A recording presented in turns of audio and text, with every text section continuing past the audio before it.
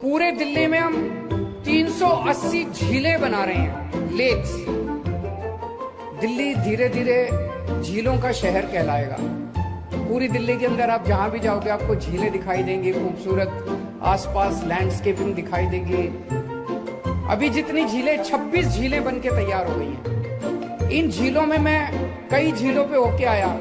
अब वहां पे इतनी हरियाली है झीलों के चारों तरफ, इतना खूबसूरत वातावरण है, इतनी शुद्ध हवा है। सर ने कहा था, केजरीवाल सर ने, कि घर घर पानी जाएगा। ये देखो रोडों पे भी पानी आ गया अब तो।